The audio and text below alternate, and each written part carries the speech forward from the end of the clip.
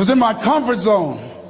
I was doing just enough to get by. I was working on a job. They paid me just enough to keep me from quitting, and I worked just hard enough to keep from getting fired. How many know people like that? Blink your eyes if you understand what I'm talking about. I was parked. I knew I could do more. But when my mama died, it took something out of me.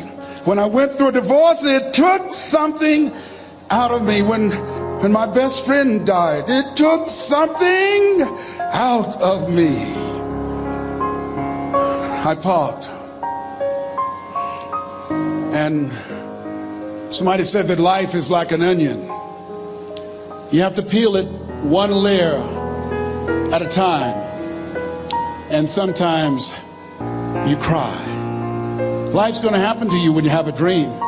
You're going to get slapped around. And don't take it personal. Don't ask, why did this have to happen to me? Why not you? Who would you suggest? You want to give us some names, some email addresses? And don't tell everybody. 80% don't care and 20% glad it's you. It's called life. Suck it up and move on. Get over it.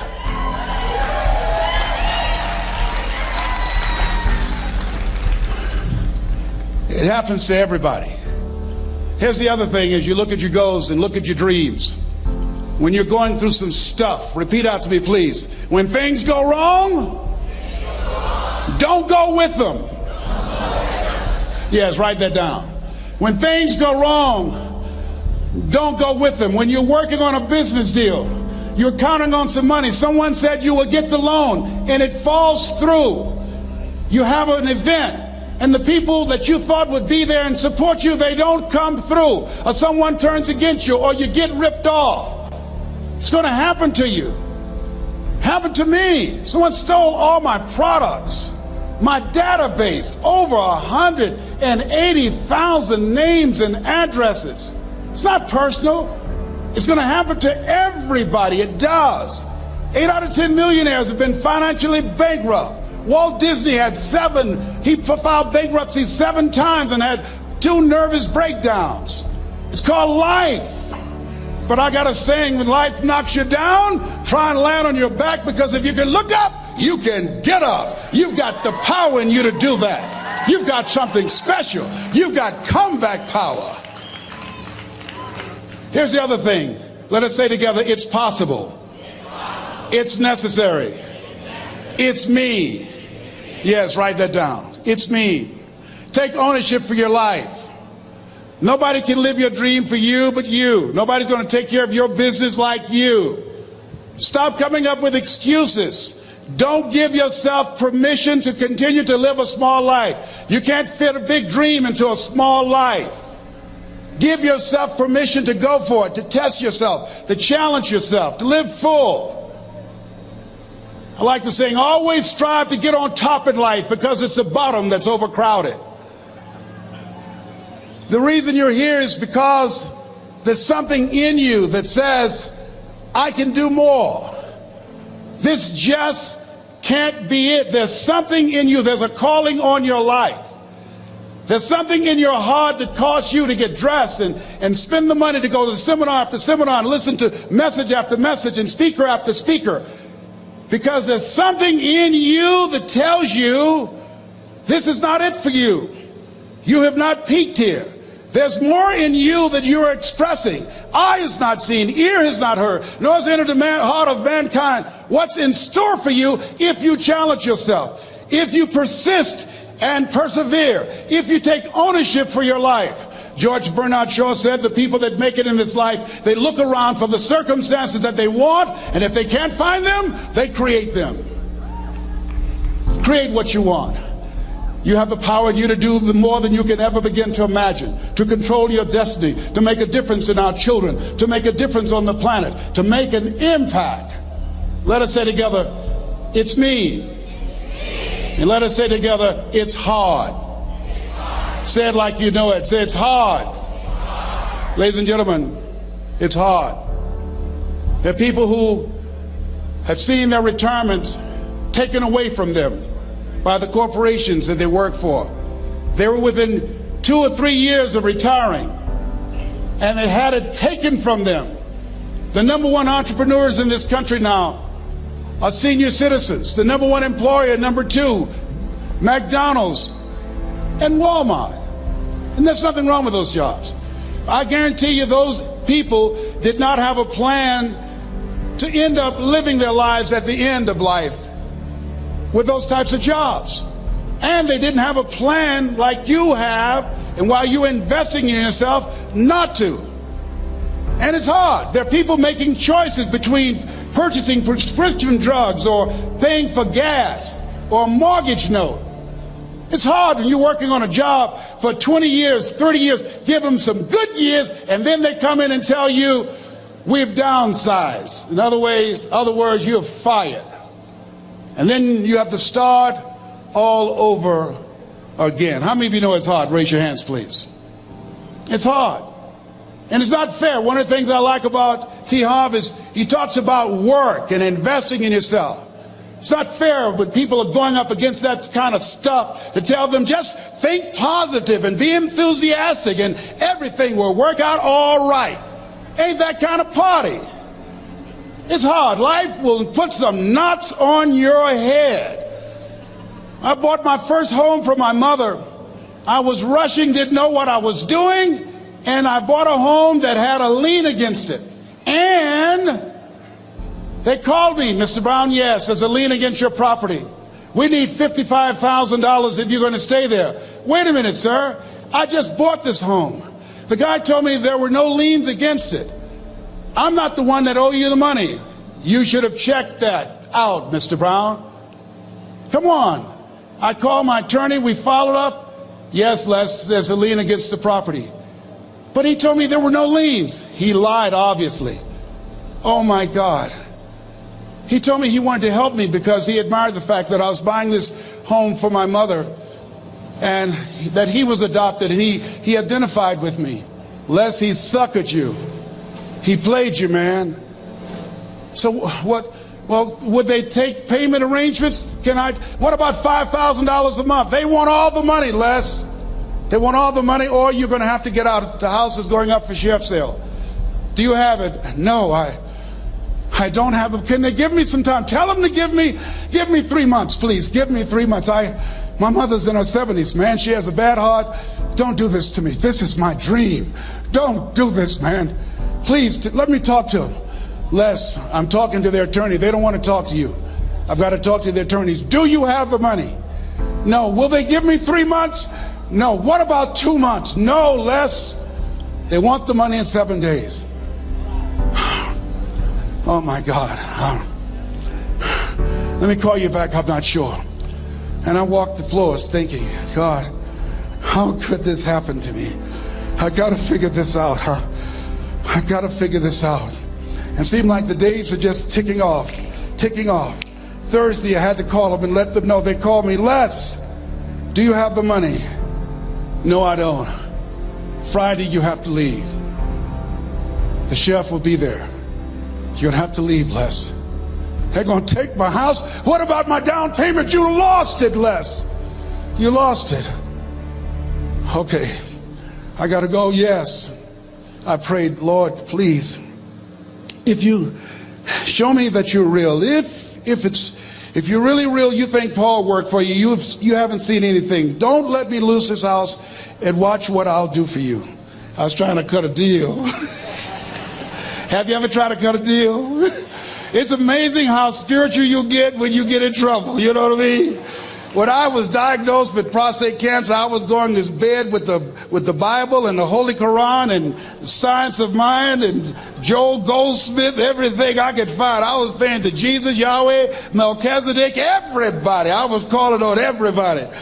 It's amazing. And here I was walking the floor 3 o'clock in the morning, and I had to go and wake my mother up. I got on my knees and I said, Mama, I need you to wake up. She said, what's wrong, Leslie? I can hear you walking back and forth. I'm not asleep, son. I said, there's something I need to tell you. She said, your eyes are red. Why are your eyes red? Because I feel so stupid now. Why? We got to move tomorrow. Why, Leslie? There's a lien against the property and they want $55,000 and I don't have it. And we're going to be set out tomorrow. We have to go back to Liberty City. So she said, it's okay. I don't like this house anyhow. I said, why? She said, because of my arthritic knees. It hurts my knees when I go up the steps. I said, and why didn't you tell me? Because you were so happy. I just said it because you were happy. I'll live in a shack with you, boy. I love you. It's not the house. I love you. I love all my children. I said, thank you, Mama. Thank you. And the next day when we were in the truck going back to Liberty City and we pulled down 68th Terrace, the neighbors came out and said, whoa, Mamie, y'all coming back? Are you back? Yes. What happened to the home your boy bought for you? Those boys you adopted. Leslie didn't do a title search. He made a mistake. And boy, I was so humiliated. How many ever made a mistake that you were just humiliated? Raise your hands.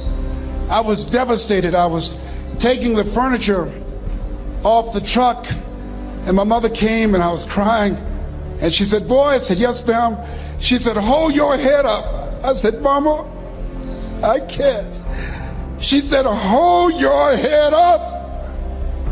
I said, why? Look what I've done. She said, it's okay. It's okay. You are going to make a lot of mistakes in life, young man. You're going to fail your way to success. You have nothing to be ashamed of. Keep your head up and take that furniture back in the house. I said, yes, ma'am. And I learned something from that.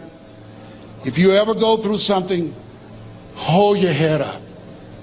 If you ever make a mistake, hold your head up. If you ever do something that everything goes wrong, life catch you on the blind side, hold your head up. It's not over. Goethe said, that which does not kill you will make you stronger. Hold your head up. Shake someone's hand on your right and left and say, hold your head up.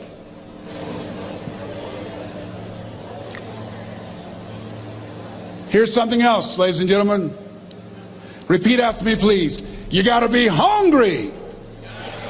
Everybody together, you got to be hungry. I'll never forget Mr. Washington said, Mr. Brown, yes, sir. What do you want to do with your life, young man? I said, sir, I want to be a disc jockey. He said, Mr. Brown? I said, yes, sir. He said, you got to be hungry. I said, what do you mean by that? He said, people that are hungry are willing to do the things today others won't do in order to have the things tomorrow others won't have.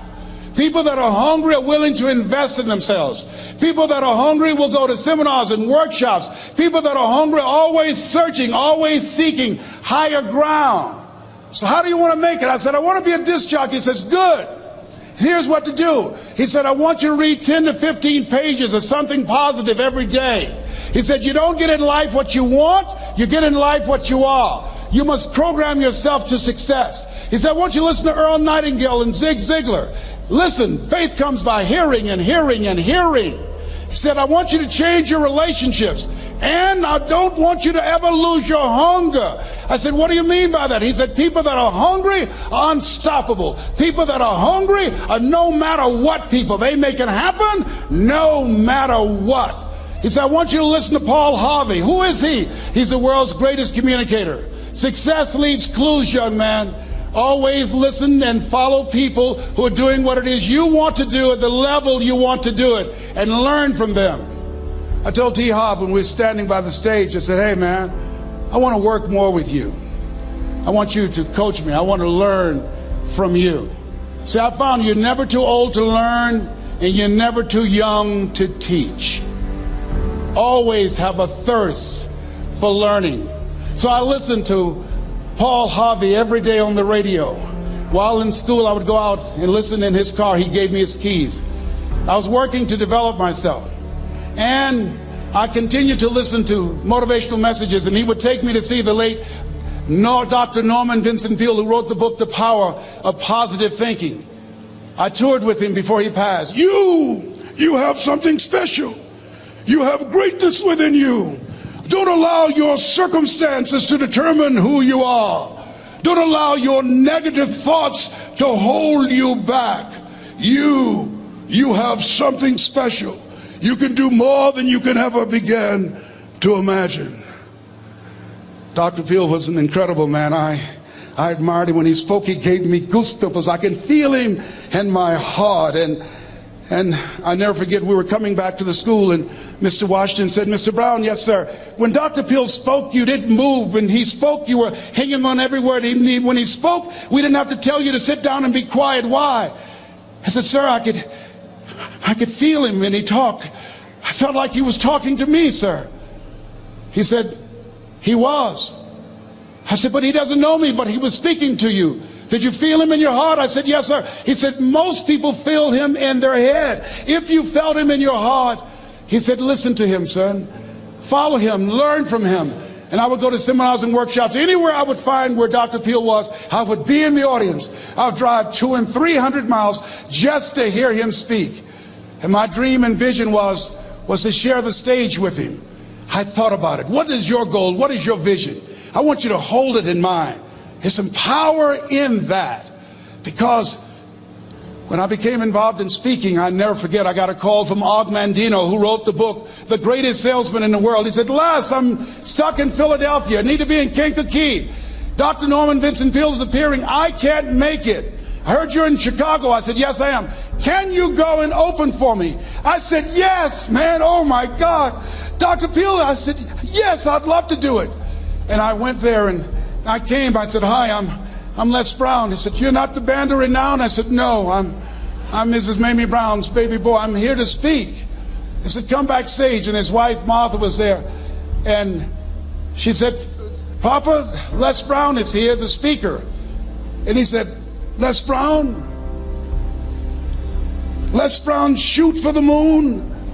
Because even if you miss, you'll land among the stars. I said, sir, that's my quote.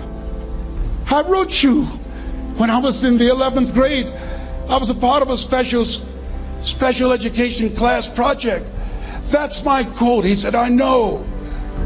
I end all my speeches with that quote. And Dr. Peel had a great sense of humor.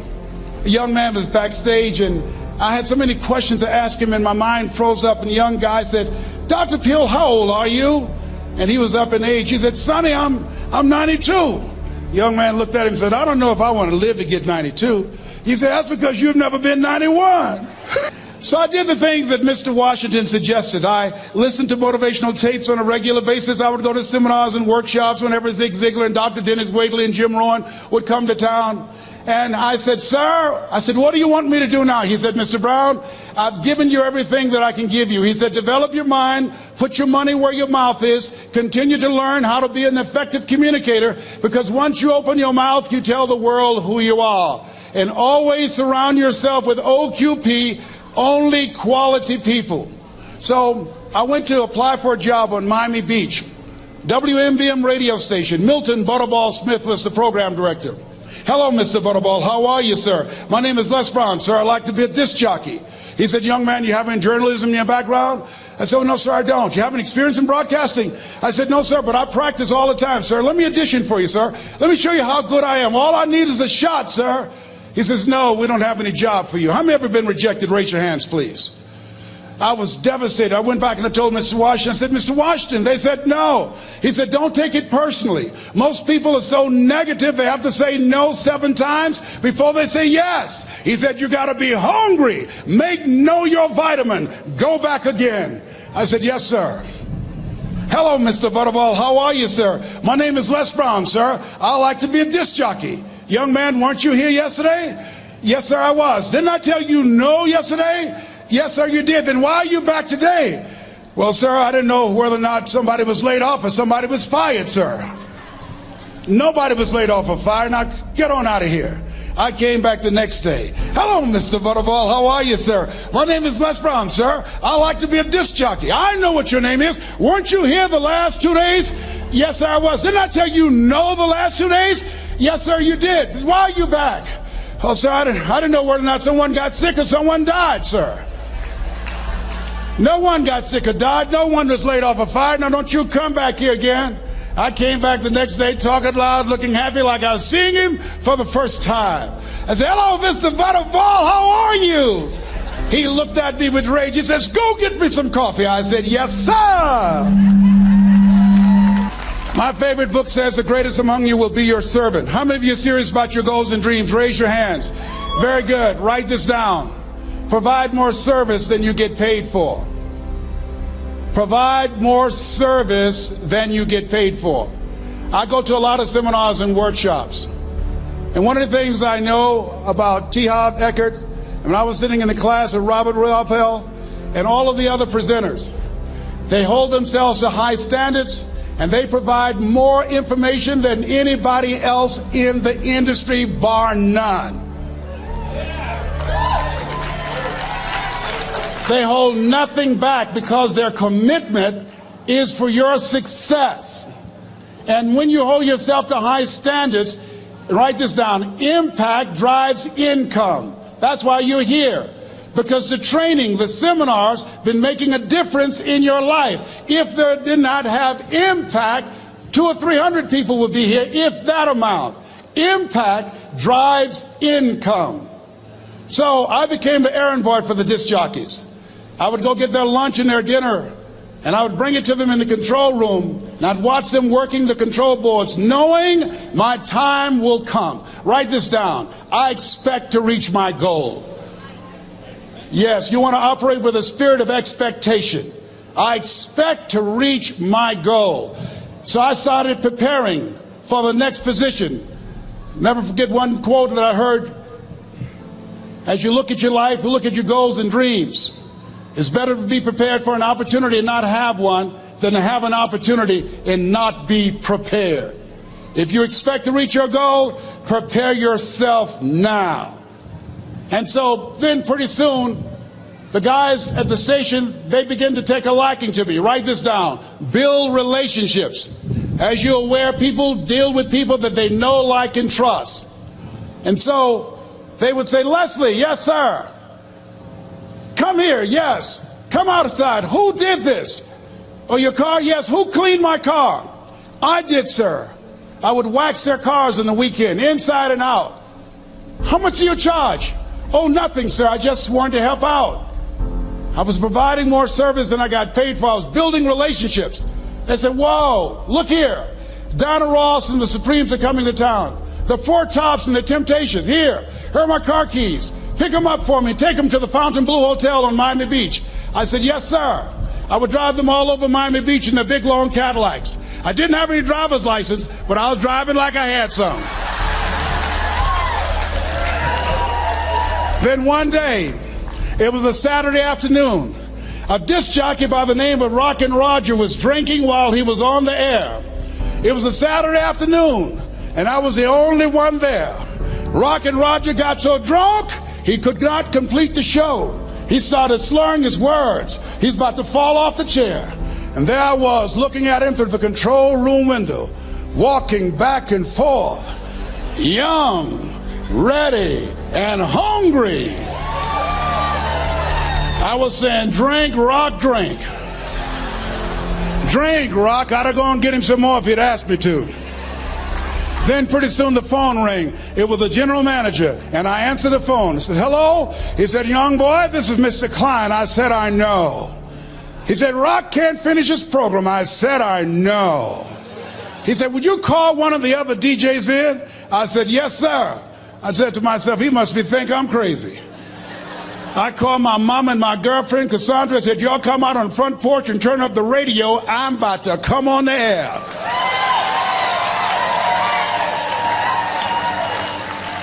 I waited for about 20 minutes, and I called him back. I said, Mr. Klein, I can't find nobody. He said, young boy, you know how to work the controls? I said, yes, sir. He said, go in there and segue the record, but don't say nothing here. I said, yes, sir.